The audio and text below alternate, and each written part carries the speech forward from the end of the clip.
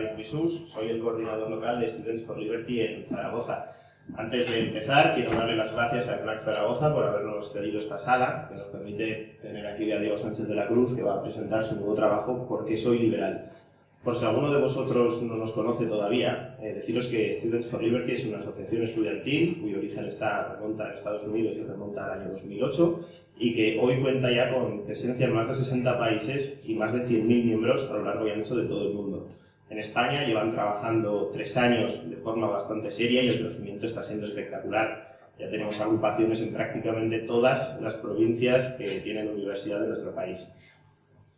¿Por qué en la universidad?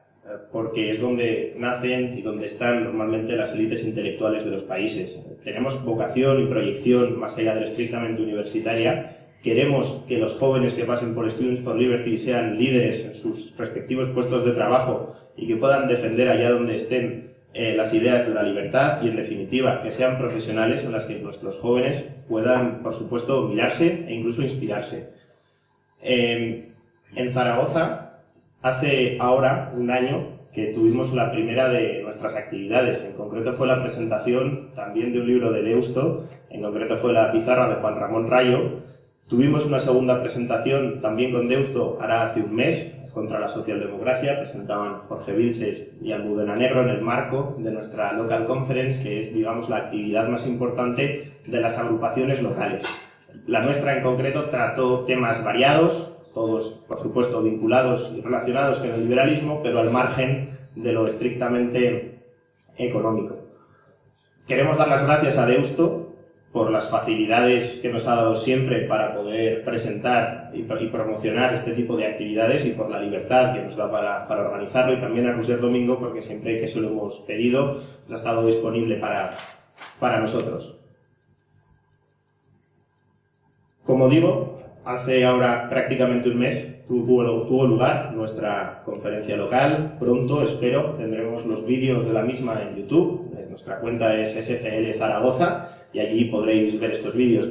Espero que entréis, los veáis y, por supuesto, comentéis, porque al final queremos crear debate y quizá, ¿por qué no?, pues de ahí puedan surgir nuevas presentaciones y nuevas actividades. Para Diego Sánchez de la Cruz solo tengo palabras de agradecimiento, y no solo por el entusiasmo y las facilidades que nos ha dado para estar hoy aquí con nosotros, sino por estar literalmente haciéndose las Españas. Ayer estuvo en Gijón, pasado mañana está en Barcelona, y además no siempre o no solo por la presentación de su libro, sino que yo, por lo menos hoy hablando en nombre de Students for Liberty, puedo afirmar que siempre que se lo hemos pedido ha estado dispuesto para nosotros. Y de hecho no hay más que ver la cantidad de horas de debates, charlas, entrevistas y conferencias que hay en todos nuestros canales de YouTube, con Diego como protagonista. Por si alguno no lo conocéis todavía, que me imagino que la mayoría de los que estáis aquí y que nos veáis en casa también, os lo presento. Diego Sánchez de la Cruz es un joven gallego, licenciado en Periodismo por la Universidad Antonio de Nebrija, posgrado en Comunicación Política en ICADE y seminario de Comunicación Institucional en la George Washington University. Es además máster en Relaciones Internacionales por el IE Business School y profesor asociado en la IE University. Es analista económico y político en radio, televisión y prensa escrita, que quizá sean los canales por los que lo conoceréis. En concreto, tiene una tribuna en Libre Mercado que os recomiendo a todos seguir, porque trata temas de actualidad nacional e internacional, siempre con las ideas muy claras y siempre plagado de datos. A mí personalmente me vienen fantásticos sus artículos para poder defender nuestras ideas en cualquier ámbito. Y cualquier ámbito me refiero pues desde la cafetería o del bar con amigos a, por supuesto, en el trabajo o en el día a día, ¿no? E incluso también cuando me llevan a medios de comunicación. La verdad que presenta artículos diariamente, parece tiene puntualidad británica y casi el mecanismo de un reloj suizo porque es súper preciso y súper constante. Como digo, son artículos que si seguís y leéis seguro que os van a dotar de muchas herramientas para poder defender vuestras ideas. ¿Por qué soy liberal? Continúa este excelente trabajo. Tenemos la suerte, aunque por otra parte es normal, que las buenas ideas conlleven buenos resultados, y así lo demuestra Diego con su libro. Y es que en aquellos países en los que se garantiza la propiedad privada y exista seguridad jurídica, tienden a emerger sociedades libres, dinámicas y prósperas. En este libro, que os recomiendo por supuesto a todos comprar y que además seguro que Diego está encantado de firmaros cuando termine la presentación, es el resultado de un inmenso trabajo de investigación que nos ofrece cientos de ejemplos que nos ayudarán a todos a rebatir los mantras que han calado y de qué manera en nuestra sociedad. Los datos no mienten. Vivimos en un mundo cada vez mejor. Lo confirman la espectacular caída de la pobreza extrema a nivel mundial, el aumento de la esperanza de vida, el increíble aumento de la escolarización a edades cada vez más tempranas en países en los que hasta el momento era prácticamente impensable. En fin, tenemos que dar la cara, no podemos quedarnos de brazos cruzados, tenemos que estar atentos, criticar y denunciar todo aquello que quiera atentar contra nuestras libertades individuales. Y es que, como decía Thomas Jefferson, el precio de la libertad es la eterna vigilancia. Os recomiendo que toméis nota sobre aquellas preguntas o sugerencias, comentarios que queráis hacer a la conclusión de la presentación. Sed breves, por favor, porque queremos que sea un coloquio dinámico y ameno, y además porque hemos venido, en definitiva, a escuchar las respuestas que nos dé Diego. Y ahora sí, por favor, dad una calurosa bienvenida a Zaragoza, y con vosotros, Diego Sánchez de la Cruz.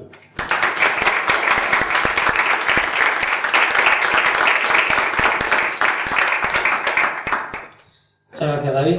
Yo también le quiero dar las gracias a la FNAC, que nos acoge con mucha amabilidad y nos ha cedido este espacio. Por supuesto, a Students for Liberty. Si algunos de ustedes no conocen su trabajo, yo me sumo, evidentemente, a la invitación que hace David, porque creo que es muy bonito, muy interesante que en un país en el que pues, hemos visto lo que puede pasar en una huelga educativa, la falta de tolerancia que hay a menudo en algunas de nuestras universidades, las carencias de nuestro sistema formativo, y pese a todo ello que existan grupos como Students for Liberty que están pues a menudo en lo que podríamos decir casi una trinchera, defendiendo estas ideas y llevándolas después al mundo profesional cuando terminan su etapa formativa, yo creo que es una muy feliz noticia que tenemos que celebrar. Yo quiero felicitarlo, David, por el trabajo específicamente aquí en Zaragoza en particular y en general en toda España.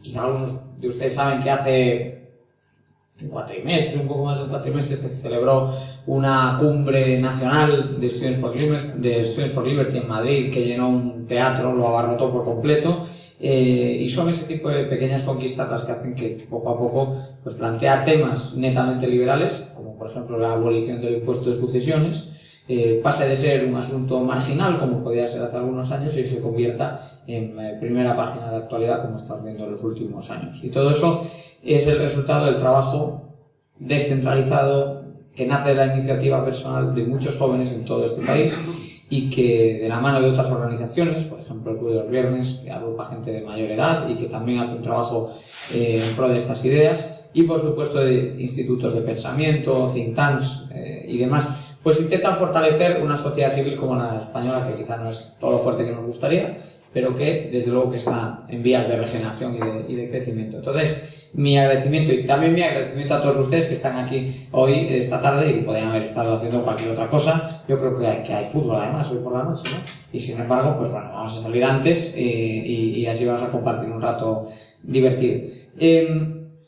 Presento Por qué soy liberal, que es el resultado de 5 años de trabajo continuado en los medios, que me han llevado a dominar una serie de temas recurrentes a lo largo de mi trabajo como periodista en medios, como analista para empresas, y al final me han permitido, creo yo, esbozar lo que es un manifiesto sin complejos, como no podía ser de otra forma, a favor de la economía de mercado. Y para que entiendan un poco mejor por dónde va el libro, yo les diré que no es un libro teórico, precisamente porque creo que es un campo en el que los liberales españoles tenemos muchos espejos en los que mirarnos y hemos recorrido ese camino con notable éxito. En los últimos años han aparecido algunas publicaciones, algunos de mis maestros o de algunos de los referentes que llevan años defendiendo estas ideas en los medios, en las universidades, y que yo creo que abordan esa cuestión con éxito. ¿Por qué soy liberal? Es distinto. Es un libro que se centra en demostrar de una manera más práctica, con datos, con argumentos claros, ajustados a la realidad, uno, el progreso que ha generado el capitalismo a lo largo de las últimas décadas, incluso los últimos siglos, punto uno, y punto dos, cómo podemos liberalizar nuestra economía y seguir aumentando el grado de apertura que tenemos, de una manera pragmática. Yo creo que esto es un tema que a veces se nos escapa a los liberales y que tenemos un discurso constructivo, estimulante incluso, pero muy abstracto, un poco utópico, poco aterrizado en los debates o en la realidad política, económica y social española. Entonces, lo que hace el libro también es intentar bajar del terreno de las ideas a la actualidad, bajar a la realidad con la que se encuentran los propios lectores del libro, los políticos, los empresarios, los trabajadores a diario, e intentar demostrar que con ideas pragmáticas, con pasos no necesariamente pequeños, pero tampoco radicales, que por definición tienden a ser mucho más difíciles de conseguir, podemos conseguir que España sea una de las economías más libres, más abiertas, no solo de Europa, sino también del mundo. Pero vamos a empezar por el principio, porque en el primer bloque del libro he intentado explicar lo que considero que ha sido una auténtica revolución del bienestar, de la calidad de vida, que son los 2 últimos siglos, que es la sociedad que ha creado esa máquina de generar riqueza y progreso como es el capitalismo. Y este es un discurso que a los más liberales evidentemente no nos resulta polémico, pero ahí fuera hay mucha gente que cuestiona el rol de la libertad económica y de hecho lo parece plantear como una especie de antónimo frente al progreso, al bienestar. Y de hecho el libro afirma todo lo contrario. Su subtítulo es ¿por qué soy liberal? O ¿por qué el liberalismo es la mejor forma de garantizar el progreso de todos los ciudadanos? Se puede medir el progreso. Afortunadamente no es una cuestión sobre la que tengamos que divagar sin posibilidad de aterrizar lo que entendemos que es el bienestar en datos. Podemos aterrizarlo en datos y deberíamos hacerlo. Y cuando lo hacemos nos encontramos que son precisamente las últimas décadas las que han supuesto una aceleración del progreso y del bienestar en clave mundial, en clave global.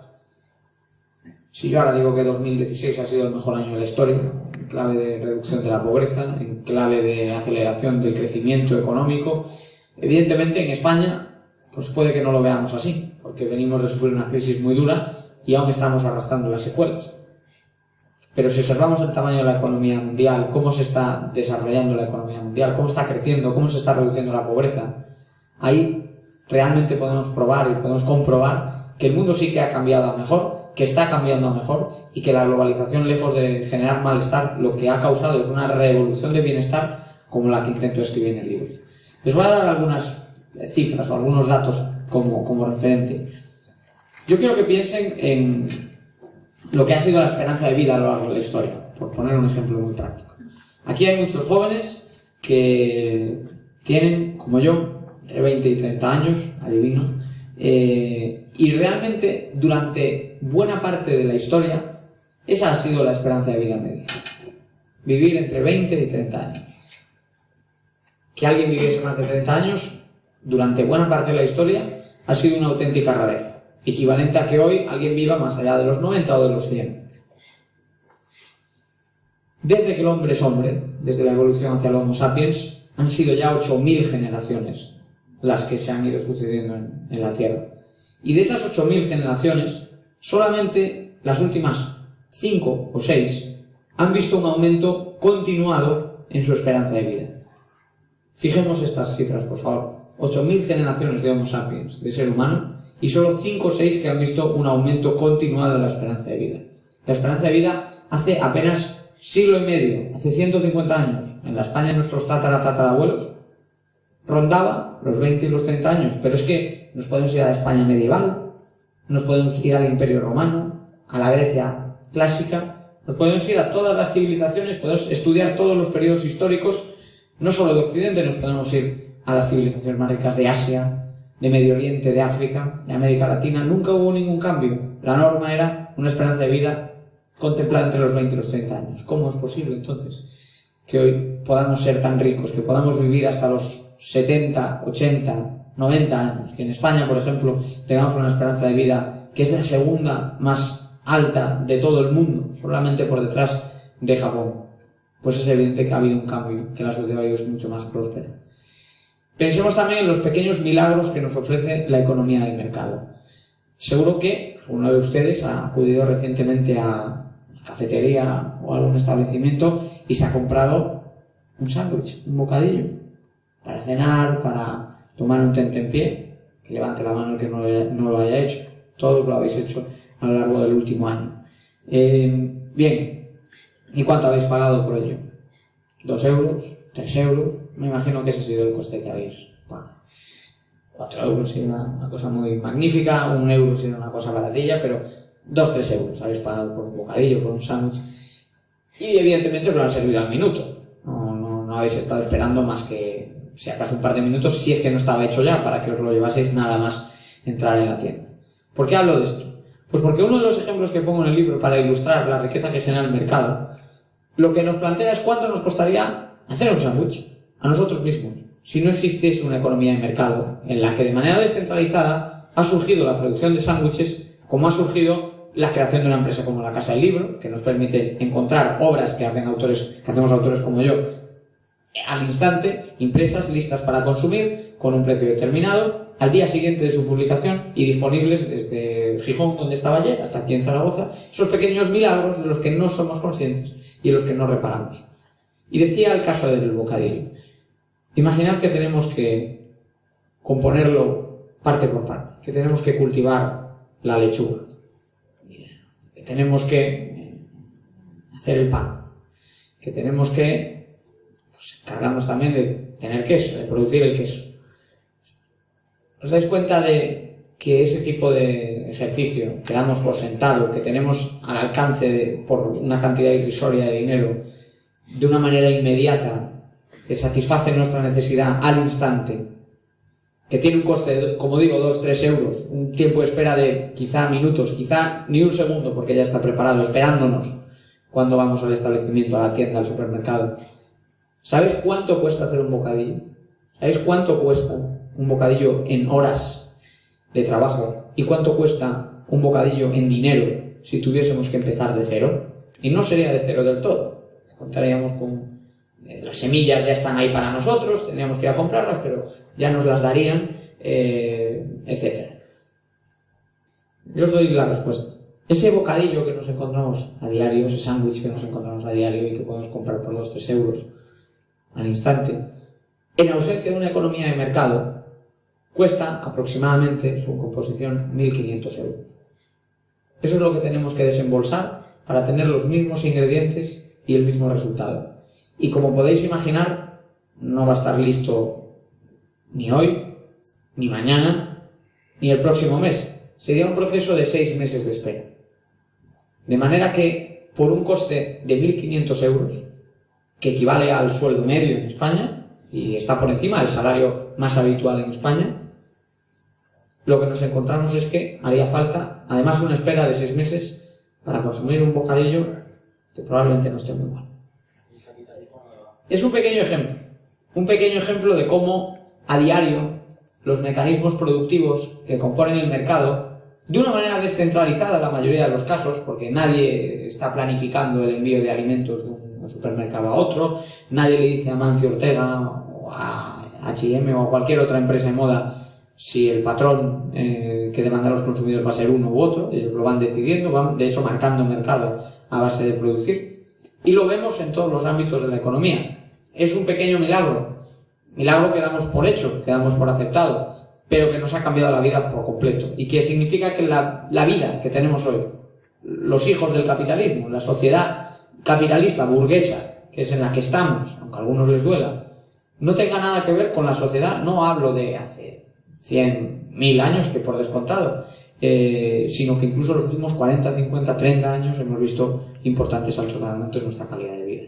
Que se puede medir, como digo, estábamos midiendo lo que cuesta un alimento sencillo, estábamos midiendo también cómo ha aumentado la esperanza de vida. Nos podemos fijar en el PIB per cápita. Yo tengo una gráfica en el libro que, como le voy a robar a mi amigo José Piñera un término, porque a él le gusta hablar del cohete chileno, de cómo el PIB de Chile se ha disparado. Algo parecido ha ocurrido con España, se puede ver en el libro. Esta gráfica cubre varios siglos de historia, y lo que podemos ver es que realmente el PIB per cápita de nuestro país medido, por cierto, en dólares constantes, o sea que esto contempla, por supuesto, la inflación y el aumento de los precios, apenas llegaba a los 5.000 euros. Es decir, España era un país de ingreso medio bajo, era un país mucho menos desarrollado, ni en comparación con la situación actual. Y esa curva no se acelera de repente porque alguien le dé a un botón, se acelera precisamente a partir de los años 50, finales de los años 50, por la simple razón de que España pasa de estar en un modelo de economía autárquica, intervenida, lo que fue el primer franquismo económico, a empezar a abrir su economía al mundo, comerciar con el mundo, permitir la entrada de inversión, proteger los derechos de propiedad, poco a poco ganar en democracia, ganar en libertad política, hasta ser, como somos hoy, una de las democracias clave en Europa, y consolidar una apertura. Algo tan sencillo como una apertura, pasar de la dictadura a la democracia, pasar del intervencionismo, del socialismo, de la planificación, del primer franquismo económico a lo que somos hoy, una economía de mercado mucho más desarrollada que la inmensa mayoría de países de nuestro entorno y sobre todo de todo el planeta.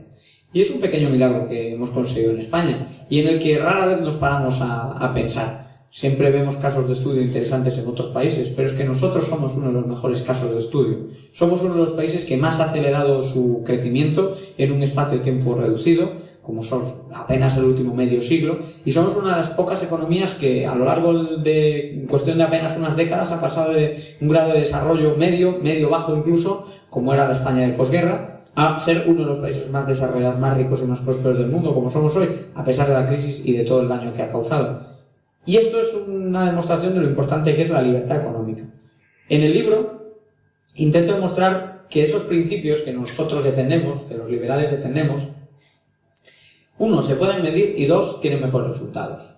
Se pueden medir porque un liberal, por ejemplo, está a favor de proteger los derechos de propiedad y de fomentar unas instituciones más limpias, con menos corrupción, con más eficiencia. Y gracias a Dios eso se puede comprobar, se puede ver cuál es el periodo de espera medio en los juzgados, se puede ver cuál es la percepción de corrupción. Es fácil conocer si un país tiene unas instituciones más limpias o menos limpias. La diferencia entre vivir en Dinamarca o vivir en Suecia versus vivir en Venezuela o vivir en Ecuador. Y evidentemente países que estamos ahí en el medio, con unas instituciones que son claramente mejores que las del mundo emergente, pero que se quedan un poco por debajo de las de los países más ricos de todos. Bien, lo podemos medir. Podemos medir también otras cuestiones: el peso de los impuestos, el peso del gasto público, la regulación, el número de normas que se publican, la calidad del entorno regulatorio, lo fácil o difícil que es abrir un negocio. Todo esto se mide. Efectivamente hay índices que realizan ese trabajo para nosotros y que nos hacen la evaluación de la actualidad y de la realidad económica un poquito más fácil. Y cuando hacemos ese ejercicio, lo que nos encontramos es que España ha aumentado su libertad económica, pero de una manera desigual. Que hay una España más rica y una España más pobre.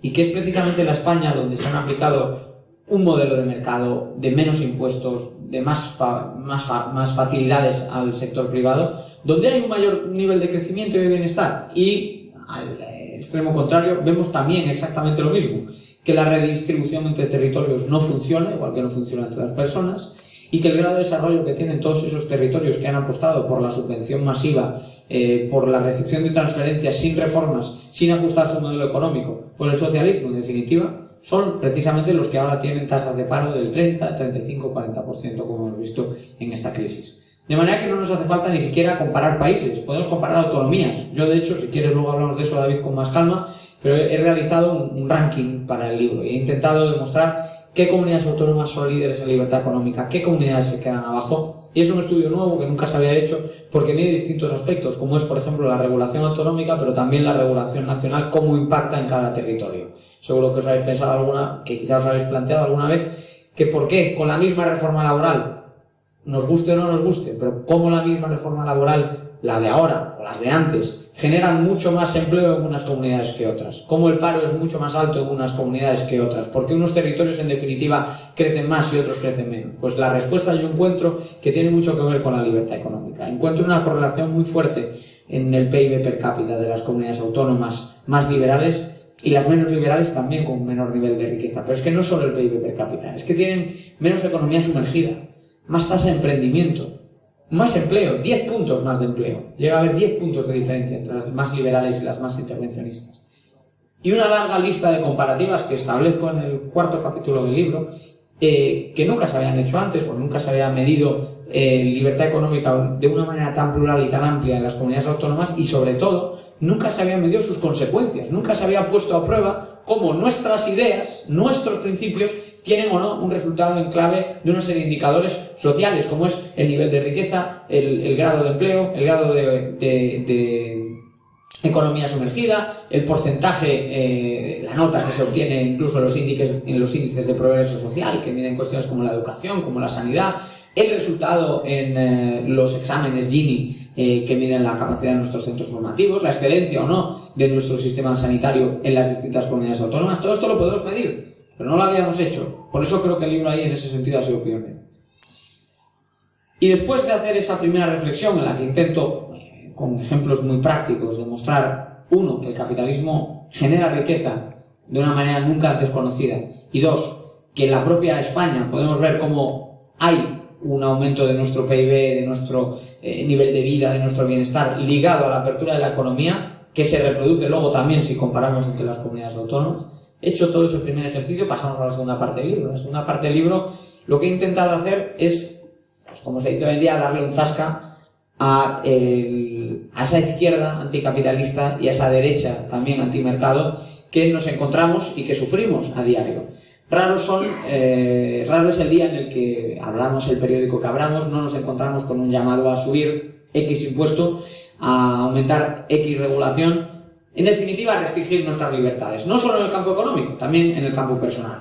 De hecho, estamos viendo en España como la propia libertad de expresión parece que a mucha gente no le interesa, y puede valer en un carnaval y no en un autobús, o viceversa, puede valer en un autobús pero no en un carnaval. Entonces, frente a esa tentación de restringir la libertad de expresión, y sobre todo frente a la tentación continua y demostrada en la que caen nuestros políticos, los de izquierdas y también los de derechas, a la hora de restringir nuestras libertades, ahí tenemos que responder, tenemos que alzar la voz y tenemos que demostrar hasta qué punto esas campañas no solo no van en nuestro beneficio, sino que van en detrimento de nuestras libertades y también de nuestro bienestar.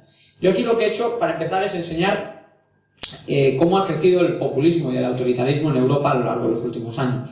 Es un proyecto muy interesante en el que estoy embarcado junto con distintos politólogos suecos, y aquí están volcadas las primeras conclusiones del informe, que lo que hace es medir cómo ha aumentado en Europa la extrema izquierda y cómo ha crecido en Europa la extrema derecha. Hoy hay elecciones en Holanda, tenemos ahí un ejemplo muy evidente. En España el segundo partido por intención de voto es Podemos, un partido marxista que ni siquiera lo oculta. Quizás Errejón hubiera querido ocultarlo, pero no le ha ido muy bien.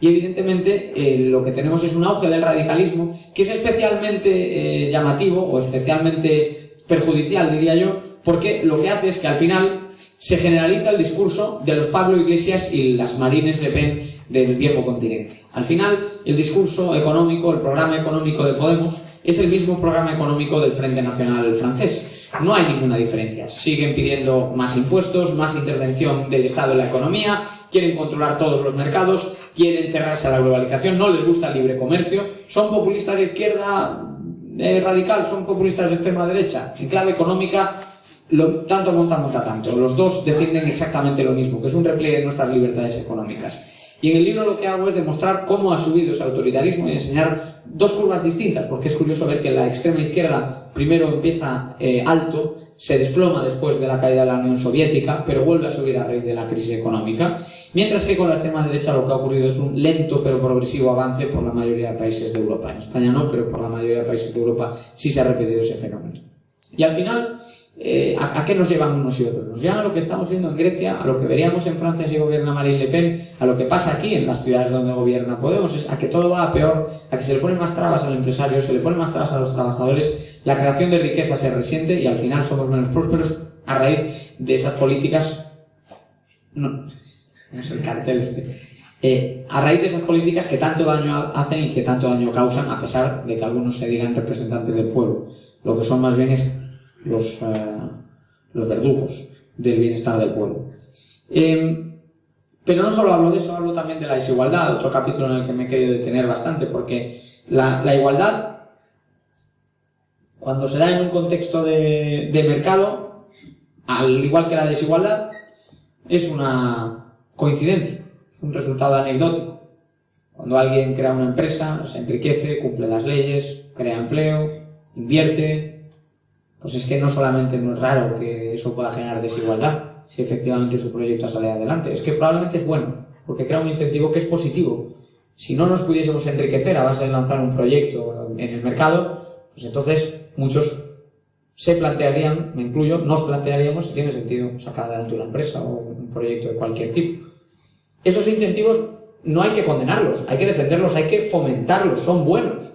Son señales que nos da la economía de mercado, invitaciones que nos hacen los consumidores de una manera completamente descentralizada a seguir produciendo, a producir más en esa línea, porque le gustan nuestros productos, porque le gustan nuestros bienes, porque le gustan nuestros servicios, porque estamos resolviendo alguna necesidad que existía en la sociedad. Y solamente de esa forma se puede generar riqueza en el capitalismo.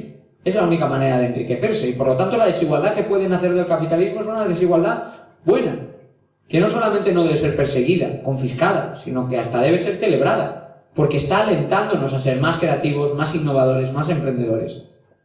Pero luego hay una izquierda boba y una derecha que a menudo se suma a la misma cantinela, que quiere hacernos todos iguales, que quiere que la cancha de juego sea la misma para todos y que no admite ningún tipo de diferencia, que quiere, en definitiva, aspirar a lo que no deja de ser la vieja utopía marxista, de igualar, como hemos sabido a lo largo de la historia, siempre por lo bajo. Lo que pasa es que ahora... Ni siquiera igualar, o sea, el campo de juego ya es igual para todos. Lo que quieren corregir es que alguien destaque en el campo de juego. Correcto. El árbitro comprado, y las reglas cambiándolas para alterar los procesos de mercado. Yo creo que hay un caso especialmente llamativo, que es el del libro de Thomas Piketty. Yo espero que primero espero que se compren mi libro, claro, y sobre todo espero que lo lean. Es lo que a mí de verdad me interesa. A Thomas Piketty mucha gente le compró el libro, pero los estudios que están disponibles gracias a Amazon, como también lo están de mi libro y de cualquier otro, demuestran que la mayoría de los lectores no pasó de la página 30. Es decir, que puede que quede muy divertido tener allí el libro de Piketty y filosofar entre amigos progres sobre lo importante que es este asunto de la desigualdad. La evidencia es que nadie se ha leído el libro de Piketty. Si se lo hubiesen leído, lo que se hubieran encontrado en cualquier caso es una gran sarta de falacias. Lo primero que hace Piketty es medir el ingreso de los estadounidenses sin tener en cuenta el seguro de pensiones que les pagan, el seguro de salud que les pagan, los cheques de restaurante y de comida que les pagan. Claro, partiendo de eso, como te dejas fuera un 30% del ingreso real, efectivo, que tienen los estadounidenses vía esa retribución en especie, llegas a conclusiones escandalosas y absurdas como las que él quiso presentar en su trabajo.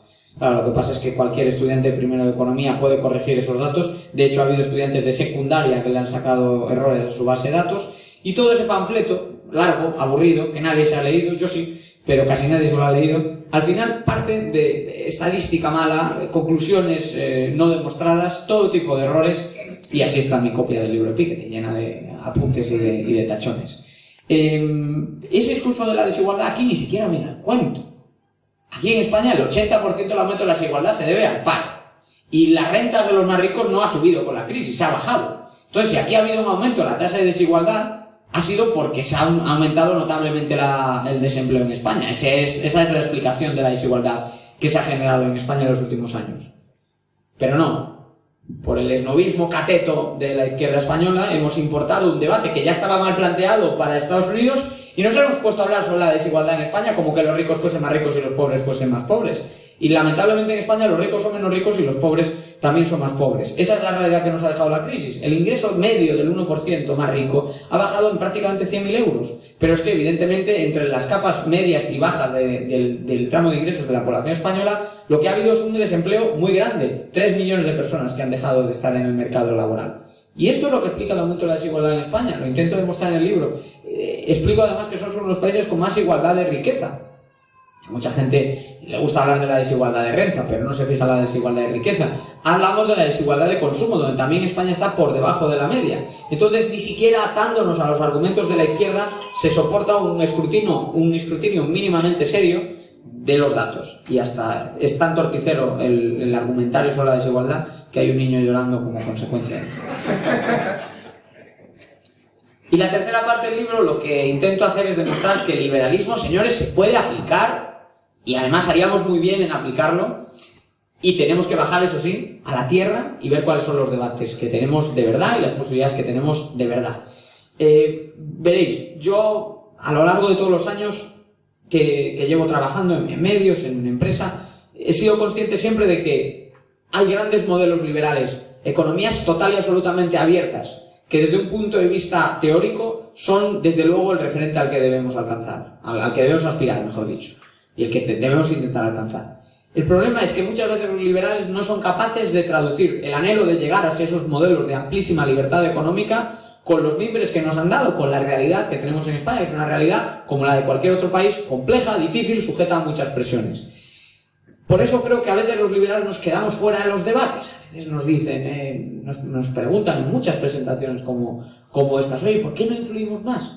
Bueno, pues yo creo que no influimos más a veces, tampoco creo que influyamos poco, porque de hecho creo que España se ha liberalizado mucho y algo tendrá que haber contribuido a ello el rol de gente como ustedes que a diario se esfuerzan por trabajar, por sacar adelante primero sus estudios, luego su trabajo, y que hay una España muy dinámica y muy liberal, probablemente silenciosa, silenciada incluso podríamos decir, pero que ha ido sacando adelante a trompicones un país con una izquierda caimita y marxista y con una derecha que también muchas veces peca tanto de acomplejada como de antiliberal, y pese a ello aquí estamos.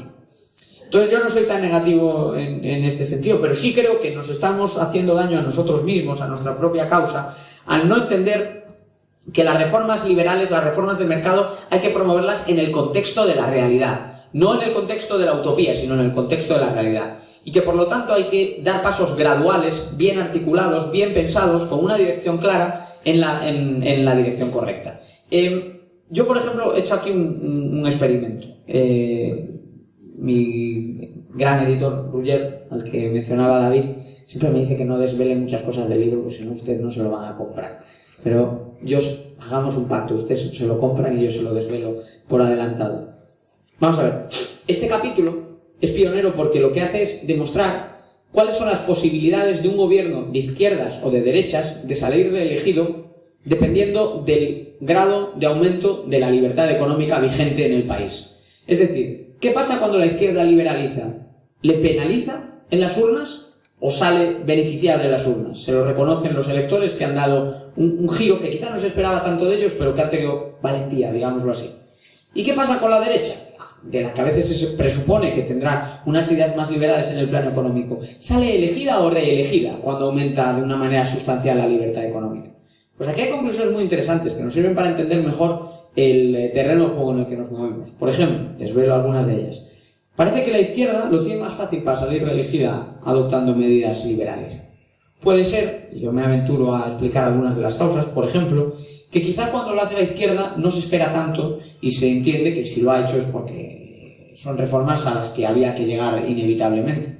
Y así lo vimos en los años de Felipe González, que privatizó un porrón de empresas y al que nadie recuerda como un privatizador. Sin embargo, parece que a la derecha le cuesta un poco más el sacar adelante las reformas liberales de una manera más agresiva. ¿Por qué? Pues tenemos el otro caso, el de José María Aznar, que hizo algunas privatizaciones de empresas mucho más simbólicas, aunque numéricamente fueron muchas menos empresas. Ahora, si yo a ustedes les pregunto quién privatizó más, probablemente pensarán en Aznar, por casos más simbólicos, Telefónica, Iberia, etcétera. Pero ahí están los datos. Hay los datos que demuestran que, mientras que por un lado, efectivamente, Aznar realiza distintas privatizaciones, también lo hizo Felipe González. Parece que en el legado de uno pesa y en el legado del otro no pesa, o que a uno se le recuerda como tal y a otro no. Esto nos da una serie de herramientas. Nos permite entender que, por ejemplo, con un gobierno de derechas quizá, aunque resulte paradójico, tenemos que pedir pasos más graduales. Por lo menos que tengan la dirección correcta, pero que den pasos más graduales porque les va a costar más sacar adelante los recortes. Lo vemos, si lo pensáis, aunque pueda resultar contraintuitivo, no sé si a algunos os llame la atención la conclusión, pero pensad un momento, por ejemplo, en lo que ha ocurrido con las reformas laborales. Zapatero le quita algo de poder a la negociación colectiva y, sobre todo, reduce el precio del despido. ¿Recordáis alguna manifestación contra la reforma laboral de Zapatero, más allá de alguna concentración esporádica? No. La reforma laboral de Rajoy es cierto que va más allá, pero tampoco supone un cambio de dirección, porque ya se había recortado previamente la indemnización por despido, y lo que sí se hace es darle un giro de tuerca a la negociación colectiva. Pero claro, la reforma laboral de Rajoy ha estado en boca de todos, de los liberales que les gusta y se queda corta, de los socialistas que la critican hasta la extenuación, de unos y otros. Está claro que esto ha generado mucho más debate. Entonces quizá un cierto gradualismo, aunque a los liberales obviamente lo que nos gustaría es tomar el cielo por asalto, como decía Pablo Iglesias, la evidencia nos demuestra que quizá a veces hay que tener cuidado y que el gradualismo es más aconsejable con gobiernos de centro-derecha y que con la izquierda, sorpresivamente, se pueden conseguir a veces algunas reformas. No olvidéis, por ejemplo, que Zapatero llegó a suprimir el impuesto de patrimonio, o sea que a veces pueden surgir aliados donde no te lo esperas, aunque solo sea puntualmente y por motivos electoralistas. Y lo que hago a continuación es hacer una larga lista de propuestas que se pueden aplicar y que están precisamente pensadas en lo posible, en cómo reformar los impuestos dentro de lo posible, cómo reformar la educación, la sanidad o las pensiones dentro de lo posible, cómo desmontar las estructuras más maximalistas del estado del bienestar y pasar poco a poco del bienestar del Estado, que es lo que tenemos ahora, a la sociedad del bienestar, que es lo que queremos tener. Y yendo en esa dirección, creo que se han esbozado propuestas interesantes. El libro echa mucho el vistazo a los países de nuestro entorno. Todo lo que se propone aquí es compatible con las leyes europeas. Todo lo que se plantea aquí está inspirado en casos similares de países con un nivel de vida similar, de manera que no hay grandes invenciones o divagaciones o disertaciones sobre cómo podría ser una España utópica y ultraliberal, sino cómo liberalizar hoy, aquí, ahora, España, y conseguir en un plazo de 4 o 8 años y de una manera pragmática y posible que seamos una de las economías más abiertas del mundo. Si se aplican ese tipo de medidas, España sería una de las economías más liberales, más capitalistas del mundo. Por lo tanto, yo creo que ese es el triunfo o una de las ventajas que tiene el libro, que permite su primera parte entender la riqueza que genera el mercado. La segunda parte permite desmontar los dogmas de la izquierda. Antes dábamos el ejemplo de la igualdad y la desigualdad. Y en tercer lugar, es un manual de acción, porque el político que quiere adoptar medidas liberales puede encontrar aquí medidas concretas, ajustadas a los debates de la actualidad. El lector que quiere entrar también en debates cotidianos, como decía David, en una comida, con los amigos, a la hora de leer, a la hora de interpretar la realidad, aquí hay una respuesta a los problemas que están todos los días en boca de todos y en los que a veces los liberales no nos metemos porque nos quedamos un poco en un terreno un poco más maximalista, un poco más utópico. Entonces, al final, yo creo que esa es la ventaja un poco el valor añadido que aporta el libro, el tener esas tres patas. Yo les invito a comprarlo, se lo firmo encantado y sobre todo creo que lo van a disfrutar porque es un libro novedoso, nuevo. Quienes conozcan mi trabajo saben que tengo especial interés en asuntos fiscales y demás, o sea que van a poder ver una amplia disertación en esa línea y sobre todo también que el libro se escribe sin ningún complejo, lleno de argumentos y de frente contra los anticapitalistas de todos los partidos y a favor de la libertad económica, que es efectivamente la fuente del progreso y del bienestar con la que hoy vivimos todos mucho mejor. Muchas gracias a todos.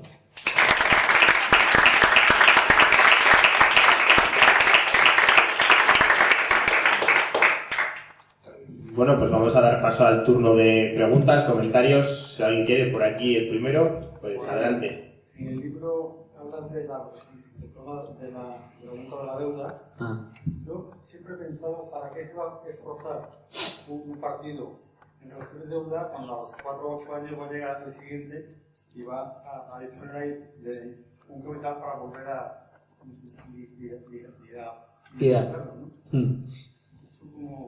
Bueno, al final los incentivos que tienen los políticos no son precisamente a largo plazo. No, si ellos aumentan la deuda, no les bajan el sueldo. Si ellos mandan al paro a 3 millones de personas por culpa de la rigidez laboral que han mantenido, se van a trabajar como observadores de nubes o como enviados especiales de la ONU a Venezuela. No se van como merecerían al vertedero de la historia.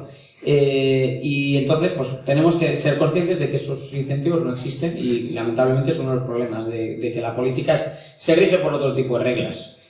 Son personas como nosotros también, tienen una serie de intereses electorales, quieren salir reelegidos. Hay que desmitificar la idea de la política como una acción romántica o una especie de ángeles bajados a la tierra. Son personas que ante todo pues también tienen una serie de intereses particulares, tienen que mantenerse en el partido, tienen que mantenerse en el gobierno. Ya hemos visto que cuando un ministro se sale de la foto acaba en París desterrado, y efectivamente todo eso conspira en contra de la buena salud fiscal que es necesaria, pero no por un punto de vista liberal. Es que en el fondo al que le guste el socialismo, el estado del bienestar, si sigue así acumulando deuda, al final va a petar y va a acabar teniendo que replegar todo aquello, ¿no? Entonces, en el caso de la deuda, yo pongo el ejemplo de Suiza, que tiene una regla de gasto parecida a la que tienen los ayuntamientos españoles, y que por lo tanto nos permite ver cómo, con un caso real de un país donde aunque parezca mentira, estamos hablando de Suiza, igual os pensáis que Suiza siempre hace todo bien y que siempre es un caso de estudio y de rigor liberal, nada más lejos de la realidad. Había aumentado su deuda de manera significativa, pero adoptó una reforma constitucional similar a la española, introdujo una regla de gasto similar a la que se le aplica a los ayuntamientos en España, y se abstuvo, sobre todo, de hacer chorradas como el Fondo de Liquidez Autonómica, los rescates autonómicos y toda la política que estamos viendo a nivel regional y nacional en lo tocante con el endeudamiento. Entonces, ¿qué hacemos los liberales? Los liberales lo que tenemos que hacer es ir a hacerle una ofrenda a la Pilarica para empezar por la reforma del 135, que es lo mejor que nos ha pasado en mucho tiempo. Es decir, que haya una reforma constitucional, vilipendiada por algunos, porque se pactó con nocturnidad y alevosía. Bien, es cierto, pero es que a mí me encanta la reforma del artículo 135. Lo único que no me gusta es que no sea más radical, que no se aplique de la misma forma, ya no tiene tanto que ver con el artículo, sino en cómo se han desarrollado las leyes y con las dinámicas políticas. Pero viva el artículo 135 de la Constitución, viva la regla de gasto, viva todo lo que obliga, todo lo que le ata las manos, lo que encadena la mano de los políticos a la hora de despilfarrar, de derrochar. Eso es lo que ha hecho que pasemos de un déficit descontrolado del 11-12% a un déficit un poco más manejable del 4%. Pero es que precisamente el caso de los ayuntamientos, que tienen y están sujetos a una regla de gasto mucho más dura, ahí no hay ni siquiera déficit, hay superávit. Entonces, la respuesta, pues es difícil que haya esos incentivos. Si dependiera de mí, yo les proponía que se bajen el sueldo cada vez que aumenten la deuda o algo así, pero ya sabemos que no lo van a aprobar. Entonces, ¿qué podemos hacer? Pues lo primero que tenemos que hacer es, insisto, defender el 135, defender la reforma del 135, que no nos la quiten, porque es una gran conquista, además voy a decirlo, es una conquista social, como dice la izquierda, porque si, al final, incluso si tú quieres mantener un estado de bienestar, como vayas aumentando la deuda de manera sistemática, todos esos programas de redistribución te van a acabar estallando en las narices y vas a acabar quebrando. Incluso desde la perspectiva de la izquierda, o de la derecha también despilfarradora, al final, ese es el esquema que deberían defender, porque es lo único que les garantiza que su modelo de Estado grande, que no es el que queremos los liberales, pero es lo único que le garantiza la salud. Es más, si interpretan que los bancos especulan con la deuda y que tienen un comportamiento nocivo, ¿por qué critican el artículo 135? Si es lo mejor que nos ha pasado en ese sentido. Cuanto menos deuda emitan los estados, menos estarán en manos de esos bancos a los que tanto critican, de esos mercados de los que tanto desconfían. Es decir, atémonos al 135, reforcemos el 135. Para una cosa bien que hace el nefasto vampiro que es nuestro ministro de Hacienda, para una cosa que hace bien, hombre, bueno, no lo hizo él, se aprobó antes, pero él la desarrolló. Para una cosa que se ha hecho bien, pidámosle que haga lo mismo con las comunidades autónomas. Pidámosles que se aplique el cuento y que aplique esa misma regla en los consejos de ministros en los que él se sienta. Y defendamos esa ley porque ha sido un cambio mejor, claro que sí. Más, sí, por aquí. Sí que tendría dos preguntas, una de carácter político y otra económico fiscal. La de carácter político, ¿dónde encajarían los liberales en el panorama político actual? He oído recientemente declaraciones de ciudadanos que gran parte se consideran liberales en el panorama europeo y panorama, digamos, mundial. ¿Dónde realmente liberal y gobierno? Esa sería la pregunta de carácter político. Hago la segunda o las dos. La segunda es ya una pregunta concreta. Has mencionado el tema de los impuestos pedidos, sucesiones, donaciones, transmisiones patrimoniales, patrimonio. A efectos liberales, ¿qué proponéis? ¿Eliminación? ¿Igualdad? ¿Cuál sería el sentido de liberales? Vale. Porque hay, bueno, liberal se podría coger por las dos, que cada autonomía haga lo que quiera, como está pasando ahora, y nos está llevando a este tipo de discriminaciones, o ponerlo para todos iguales, o quitarlo. El primer tema, la eterna pregunta, ¿no? ¿Dónde están o dónde deberían estar los liberales? Yo no le voy a dar lecciones a nadie de lo que tienen que hacer con su opción política.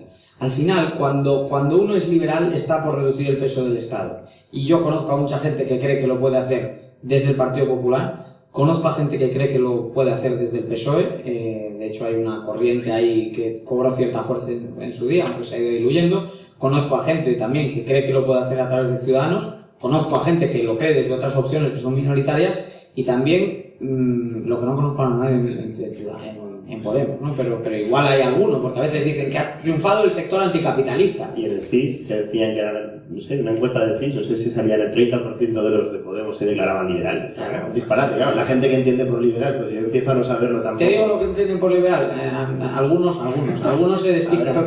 Y a mi página web llega mucha, yo escribo mucho sobre las reformas suecas y la liberalización económica en Suecia. Y yo lo cuento siempre en la presentación, pero porque es verdad, cuando queráis os saco los datos. Yo sé cómo llega la gente a mi página web, por ejemplo, buscan qué edad tengo, parece que a la gente le da curiosidad, pues tengo 28 años, que se sepa. Y otra de las cosas que buscan es si las suecas son liberales.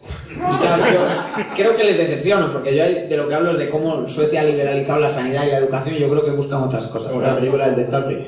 Sí, pero al final, a lo que voy es...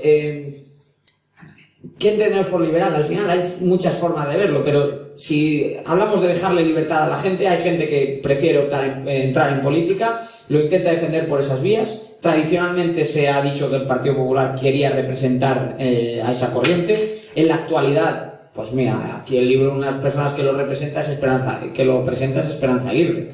Pero también es cierto que la cuerda de Esperanza Aguirre dentro del Partido Popular está muy golpeada.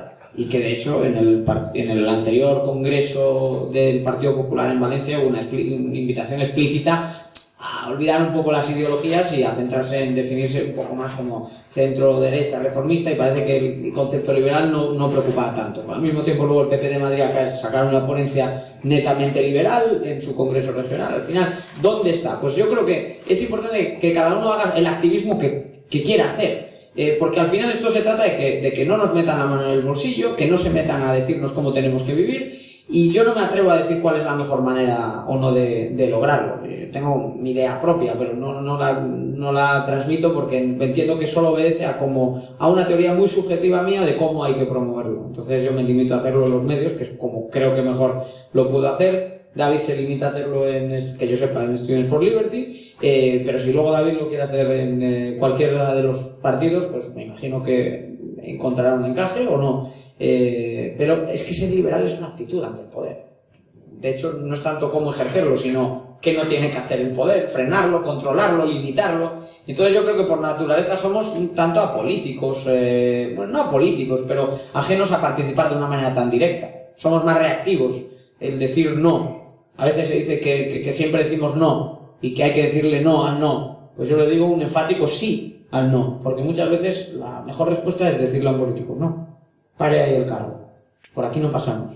Y la realidad es muy distinta, regulación tras regulación, norma tras norma, impuesto tras impuesto, nos devora. O sea, se publican cada año 1 millón de páginas en el BOE, ¿quién se las lee? Si esos son no sé cuántos tomos del Quijote puestos en fila. Yo creo que hacemos la fila de las páginas de BOE y puedo ir caminando. Yo creo que ponemos las páginas del BOE que se imprimen cada año y yo caminando a Madrid por encima de ellas. Entonces es una actitud ante el poder y es difícil pensar cómo se canaliza en acción política. Ahora, yo no condenaré a nadie por ejercerlo de una vía o de otra. Yo personalmente dialogo con bastante gente, por mi profesión, con bastante gente del Partido Popular y de Ciudadanos, que son los que me llaman para hablar de estos temas. Me imagino que si del PSOE me llaman menos es porque no están precisamente en esa cuerda, aunque alguna llamada detenido, algún ministro y tal, pues tal. Y lo mismo te puede contar compañeros de editorial y de libros y de andanzas. Nos llaman más de determinados partidos, pues probablemente tienen más esa sensibilidad, pero ante todo esto es una actitud ante unos y otros, porque al final, claro, liberal, pero los liberales están subiendo los impuestos, o los liberales no te privatizan nada, o no te desregulan nada. Entonces, al final, los liberales somos nosotros, la sociedad civil, los que les estamos controlando a ellos, y luego ya veremos un poco dentro de qué partido pues se puede jugar la partida. Yo creo que en general Partido Popular y Ciudadanos, por ser opciones mayoritarias, lo tienes un poco más fácil, pero claro, no eres corriente mayoritaria, porque ni en el PP ni en los Ciudadanos predominan esas ideas. Y luego la segunda pregunta, el tema de los impuestos, esto lo que hay que hacer es cargárselos. O sea, estamos aquí pensando en si hay que subir, hay que cargárselos, si no recaudan nada. Si su recaudación es vamos a ver, los impuestos, ¿para qué se supone que están? Pues el impuesto se supone que tiene que respaldar un gasto. Es decir, yo tengo una necesidad aquí de gastar 1.000 o 1.000 millones, pues genero la manera de conseguirlos. Y claro, yo prefiero, sinceramente, incluso si no quieren recortar el gasto, vamos a imaginar que no quieren, yo prefiero recortar el gasto. Pero vamos a aceptar el dogma intervencionista y no vamos a recortar el gasto.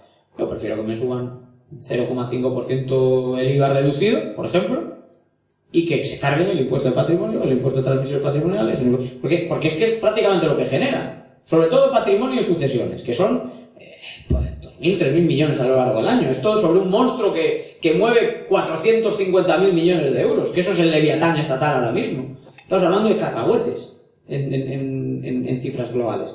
Pero claro, a esas personas a las que les golpeas, a ese 10% de las herencias que no se está realizando en España, a esos escasos miles de personas que le pegas el rejonazo de patrimonio, a toda esa gente les destrozas. O sea, no consigue recaudar mucho, se supone que es el principio de cualquier impuesto, generar una serie de recursos para luego gastártelos, se supone que están para eso. Pero a esos a los que les golpeas, les destrozas, te los cargas, les despatrimonializas, les dejas sin herencia, les dejas sin patrimonio, destrozas a la sociedad civil, a las familias. Y esto es a las empresas también, porque al final heredar una empresa se ha puesto complicadísimo con el impuesto de sucesiones. Eso lo sabemos todos los que tenemos empresas. Si yo ahora tuviese un hijo, si a la que quisiese dejar, pues depende de la comunidad autónoma donde esté, lo va a tener mucho más fácil o mucho más difícil.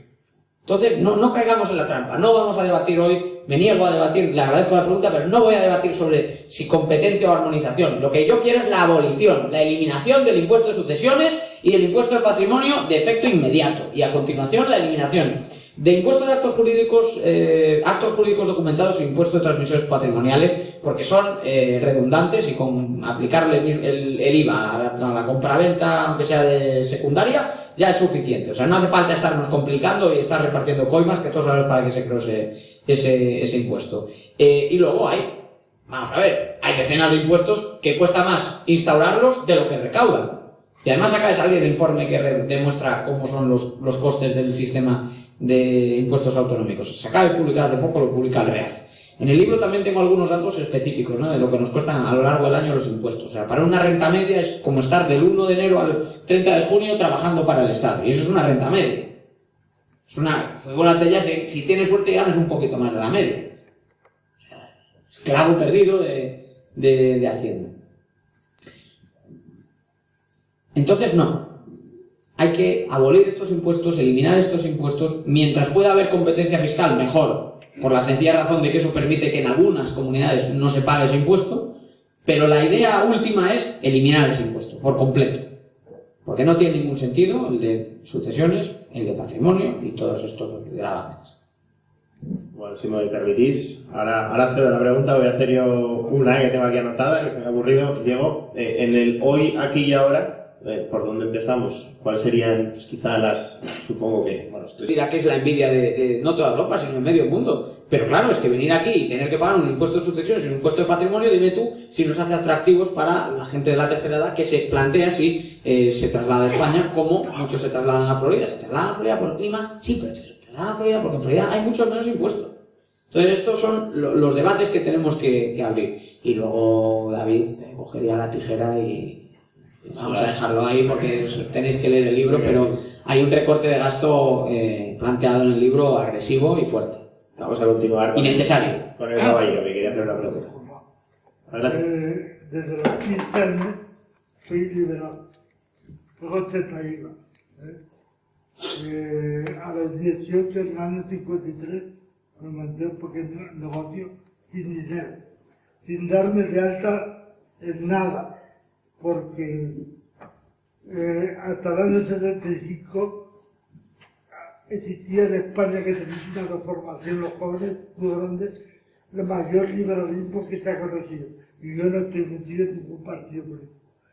No te pagaban, o sea, cuando cumplí los 80 en septiembre del 15, hace un año y pico, dio la puñetera casualidad de que yo he vivido 40 años con el anterior régimen y 40 con este. En el otro no se pagaban impuestos. Los negocios se montaban porque yo en los 50 últimos años me he dedicado a consultor de empresas. Y más del 50% de las empresas que he asesorado, cuando los pedían la licencia fiscal, no la tenían. Y estaban funcionando y manejando bastante dinero. O sea, no se pagaban impuestos. El impuesto de renta hasta el año 77 con la reforma Ordóñez, que fui al mejor cuchillo que te organizó aquí en Zaragoza, yo no conocía, yo como asesor de empresas, no conocía el impuesto de renta más que en fotografía en el libro. A partir del año 77 es cuando se empieza a pagar en este país impuesto de la renta, en el año 77, por la reforma de Ordóñez. ¿La pregunta? El mayor desastre que tenemos es el costo del Estado que tenemos. Yo tengo el despacho aquí enfrente y aquí en la Plaza España, por poner un ejemplo, tenemos la Diputación. No tenemos tiempo ya, pero yo creo que entiendo bien por dónde va. Efectivamente, el nivel de gasto que hay ahora es muy superior al que había antaño. Y esto evidentemente, además viene reflejado en el libro, se puede ver aquí pues una comparativa, y usted habla por ejemplo del año 65, ¿no? Cuando el peso del Estado... Sí, es que no tenemos tiempo, le tengo que responder ya. Sí, entonces, en el año 65 rondaba el 15% del PIB, el peso del Estado, y en la actualidad está entre el 35 y el 45, el 40, o sea que se ha duplicado. No puedo, es que se nos acaba el tiempo. Le tengo que responder ya. Si no habla usted, pero no, yo no puedo responder. El impuesto más antiguo que conozco es el que los jóvenes llamáis como el impuesto de sucesión, que se llamaba de derecho real cuando se moría un pariente, tenemos que seguir la conferencia, lo siento, le tengo que cortar. Es que yo tengo que coger un tren luego y se nos acaba el tiempo. Que tiene un poco de prisa y no sé si tenemos tiempo para... Es cierto, en el ámbito fiscal había menos gasto y menos impuestos, pero no había libertad política, la apertura comercial era mucho mayor, no había un... señor, si no me deja responder, no le puedo responder. Yo le he escuchado a usted. Me refiero, es cierto que había menos gasto y menos impuestos, como por otro lado siempre es normal, ¿no? Al ser un Estado más pequeño, pero no había libertades políticas, que creo que es algo que todos los jóvenes hoy damos gracias de vivir en una democracia y no en una dictadura. Y luego también era una economía... Es cierto que se podía montar un negocio que quisiera. Bueno, pero la facilidad... Si no me deja hablar, no... Simplemente por concluir, la facilidad para montar un negocio no implica libertades políticas o libertades civiles, que pero creo para que son... que no nos sirven los partidos políticos. Bueno, ¿Cuánto nos cuesta? Que es una conquista de todos los ciudadanos y que en definitiva son... Caballero, estamos... en muchos países libres. Porque perdí la legitimidad a los 8 años. Bueno, me va a disculpar y si quiere luego continuamos hablando usted y yo o con cualquiera de los miembros de la asociación que estaremos por aquí, porque tenemos tiempo para una pregunta más que sea breve, por ejemplo, por aquí. Adelante. Pero es que no me ha dejado contestar, caballero. Diego, justamente lo acaba de decir, ¿no? Que tenemos la suerte de que, bueno, España es un país democrático y tal, pero ¿cómo se puede defender posibilidades de la libertad de un país dictatorial, por ejemplo? Porque me gustaría, por ejemplo, como lo estáis haciendo aquí en España, me gustaría llevarlo a Guinea Ecuatorial, pero es un país dictatorial y todos los que luchan ahí y por lo que es las dictaduras lo hacen dentro de la política, y yo paso de la política y quiero hacerlo a través de la seguridad. Entonces, no sé cómo puedo hacerlo. Bueno, yo creo que todo el trabajo que se hace desde la sociedad civil siempre va en beneficio de la libertad. Y, por ejemplo, la vía empresarial y la vía económica, que es de la que está hablando el señor, hizo que mucha gente abriese la mente y viese las oportunidades que genera la libertad de comercio, el intercambio, todo lo que es la empresa. Y al final eso tiende a generar más libertad política. En el libro te vas a encontrar algunas reflexiones sobre la conexión entre más capitalismo y más economía de mercado. No significa que si liberalizas tu economía por completo vas a tener una democracia plena. No es una relación exacta, no es una ciencia exacta. De hecho, en Hong Kong o en Singapur no hay libertades políticas amplias y sin embargo sí que hay mucha libertad económica. Pero es difícil encontrar un país que aumente su libertad económica de una manera más o menos notable y que no vaya eso de la mano con una mayor libertad política. Quizá un poco con decalaje en el tiempo, quizá llega más tarde, pero al final esa relación tiende a mantenerse. Déjame decirte que, por ejemplo, en el capítulo 3 te vas a encontrar con una serie de gráficas y de tablas que comparan cómo afecta el capitalismo a la transparencia, a la corrupción, al nivel de democracia, a los derechos civiles, y ahí lo que vas a encontrar es que todo lo que vaya en defensa de la economía de mercado tiende a ir de la mano de una mayor libertad política, y yo espero que África de hecho pueda encontrar las mejores instituciones posibles, porque aquellos países de la región que lo están haciendo mejor están creciendo muchísimo, y yo creo que el gran milagro del siglo XXI tiene nombre y es África, y va a ser poco a poco la rebelión de muchos. Pero en África hay un emprendimiento brutal, la gente tiene que salir adelante, están acostumbrados a moverse en una economía en la que no se le pone nada fácil. En muchos países ha habido episodios de violencia que evidentemente han lastrado total y absolutamente el desarrollo, y las condiciones de salud y de educación aún están muy por debajo en muchas partes del continente. Pero es que hay un aspecto positivo en todo eso. África es el continente que más crece, el continente donde más nuevas empresas se crean, el que más inversión está captando, el que más tiene por hacer, y hay un tremendo recorrido. Yo soy muy optimista con África. Y lleno de gente joven, que es fundamental para este proceso. ¿Tú sabes cuánta es la población de Nigeria? ¿Cuál es? ¿La media? No, la población total. Es alucinante. Sí. Son cientos de millones de personas y no somos conscientes de ello. Voy a buscarlo. Nosotros somos menos de 1 billón, así que... Claro, nosotros somos más pequeñitos. Bueno, pero hay mucho paraíso fiscal pequeño, Yo soy el único liberal, así que... Tenemos la suerte de tenerlo aquí hoy, así que... Población de Nigeria. Vamos a ver dónde está. Población hay 200 millones de personas en Nigeria. Y la proyección que yo creo haber recordado es que en 20 años iba a haber 500 millones de personas. Eso es potencial puro. Yo donde veo personas veo oportunidades, veo ideas, veo un millonario, un empresario, un emprendedor, un trabajador honesto, un milagro en potencia. O sea que yo soy muy optimista y además, como los problemas de hambrunas son cada vez más focalizados y el crecimiento se está acelerando mucho, yo creo que África tiene un siglo bonito por delante, por suerte. Bueno, 2 cosas ya para terminar. La primera, comprad el libro, Diego os lo firma encantados, y la segunda, pues darle un fuerte aplauso por estar aquí con nosotros.